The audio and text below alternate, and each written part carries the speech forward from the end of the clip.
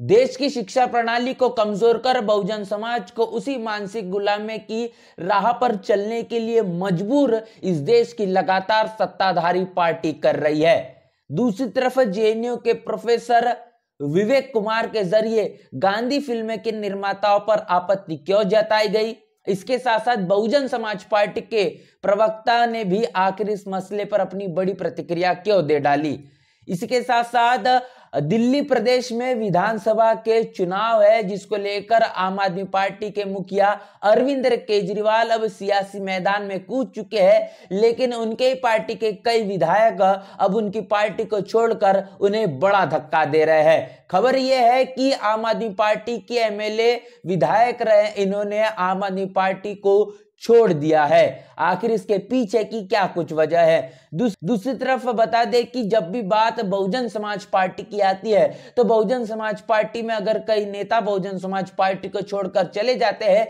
इस देश का मनुवादी जातिवादी मीडिया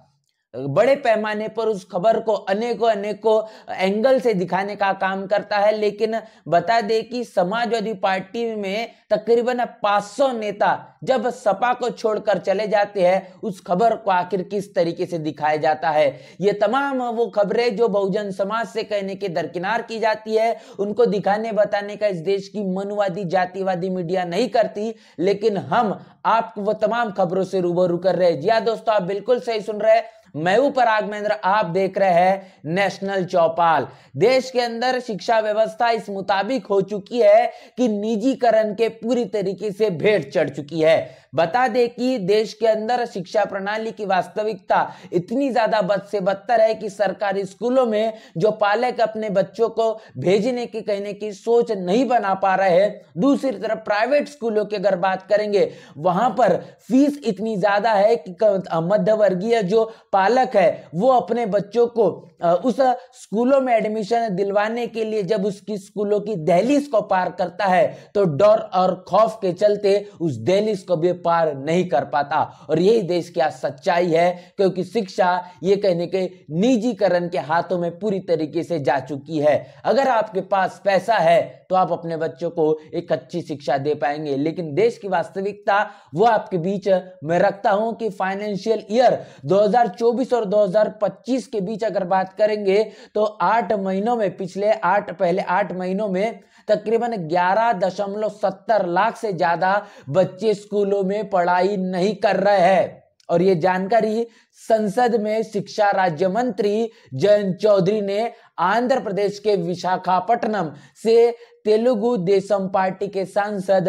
मधुकुमिली श्री भारत के सवाल के जवाब पर दी है। इसके साथ साथ गंभीर स्थिति सबसे ज्यादा देश के अंदर उत्तर प्रदेश की बनी हुई है, जहां पर योगी आदित्यनाथ अनेकों मुद्दों को लेकर सुर्खियां बटोरना चाहते हैं, लेकिन शिक्षा की बात करेंगे तो सबसे ज्यादा बद से बदतर हालात ये उत्तर प्रदेश के बने हुए हैं, जहां लगभग 7,85,000 छात्र हैं जो स्कूली शिक्षा से पूरी तरीके से वंचित है। झारखंड की बात करेंगे तो झारखंड में तकरीबन 65,000 से अधिक संख्या दिखाई पड़ रही है, और असम की बात करेंगे वहां पर भी लगभग 64,000 छात्र ये स्कूलों से बाहर है। इस देश के अंदर भारतीय संविधान ये कहता है शक्ति की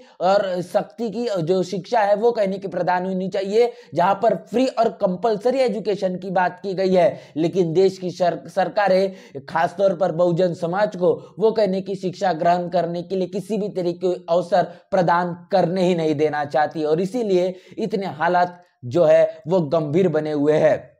ऐसे में बता दें कि जेएनयू के प्रोफेसर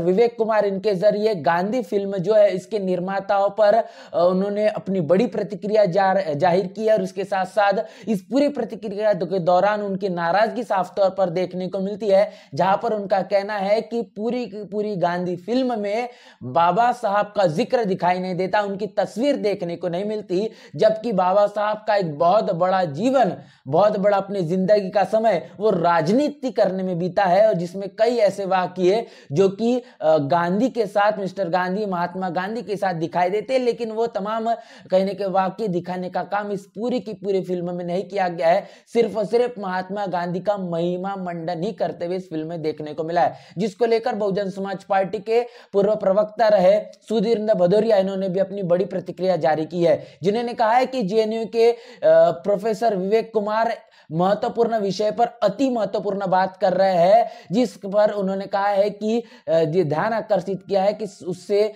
सभी फिल्म समीक्षकों व इतिहासकारों को सीख लेनी चाहिए, क्योंकि आजादी के संघर्ष का ये अति महत्वपूर्ण पहलू है जिसकी समीक्षा आवश्यक है। तो यहां पर भी उन्होंने कहा है कि तमाम मनुवादी जो निर्देशक है, तमाम जो फिल्में बनाते हैं, उनकी जो मंशा है वह खासतौर पर इस देश के अंदर मनुवादी जातिवादी विचारधारा रखने वाले लोगों को बढ़ावा और उनका महिमा मंडन कहने की लोगों के बीच रखना, यही उनका खासतौर पर मकसद होता है। लेकिन इस देश में सही मायने में जिन्होंने राष्ट्र निर्माण के लिए अपनी भूमिका अदा की है, उनकी अहमियत को लगातार दरकिनार और उनको कमजोर दिखाने का काम हमेशा से ही इन्हीं तमाम फिल्मों के माध्यम से होता हुआ दिखाई देता है, जिसका बड़ा विरोध प्रोफेसर विवेक कुमार इनके जरिए, उसके साथ साथ बहुजन समाज पार्टी के पूर्व प्रवक्ता सुधीर भदौरिया इनके माध्यम से होता हुआ दिखाई पड़ा है। ऐसे में खबर निकल कर आ रही है दिल्ली से, जहां पर दिल्ली के जो में विधायक रह चुके हैं, उन्होंने अब आम आदमी पार्टी का दामन छोड़ दिया है। उन्होंने कहा है कि आज मैं आम आदमी पार्टी की प्राथमिक सदस्यता से इस्तीफा देता हूं और पार्टी ने सत्ता की राजनीति में उलझकर मुसलमानों के अधिकारों को नजरअंदाज किया है और अरविंद केजरीवाल ने हमेशा जनता के मुद्दों से भागकर अपनी राजनीति की है। इंसाफ और हक की लड़ाई लड़ता रहूंगा। तो ये बात अब्दुल रहमान के माध्यम से की गई है और अब्दुल रहमान ये आम आदमी पार्टी से विधायक थे और इन्होंने अब आम आदमी पार्टी का दामन छोड़ चुका है। जो सीलमपुर विधानसभा है, ये सीलमपुर विधानसभा से ये विधायक थे, जिन्होंने कहा है कि अरविंद केजरीवाल ने सिर्फ और सिर्फ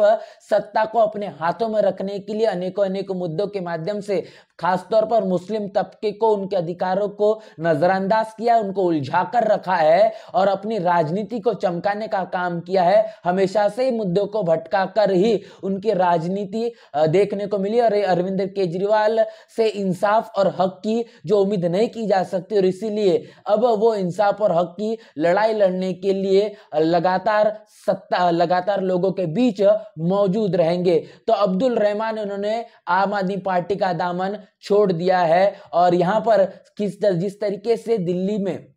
अरविंद केजरीवाल की आम आदमी पार्टी की जो सरकार चली और इसने कैसे बड़े पैमाने पर मुस्लिम तबके को वोटों को बटोरने का काम किया, लेकिन उनके तमाम हक अधिकारियों की लड़ाई लड़ने का काम पूरी तरीके से नहीं किया है, इसका बड़ा खुलासा यहां पर इनके माध्यम से होता हुआ दिखाई दिया है। इसके साथ साथ बता दें कि वंचित बहुजन आघाड़ी ने महाराष्ट्र में बड़े पैमाने पर मजबूती से विधानसभा का चुनाव लड़ा है और शेगांव में एक बड़ी बैठक हुई, जहां पर वंचित बहुजन आघाड़ी के राष्ट्रीय अध्यक्ष के तौर पर एडवोकेट प्रकाश अंबेडकर इनकी नियुक्ति हुई है। और इतना ही नहीं, तो इस नियुक्ति के दौरान एक बड़ी खबर निकल कर आ रही है, जहां पर पिंकी शेख, जो कि दिशा पिंकी शेख है, इनका भी समावेश किया गया है। यहां पर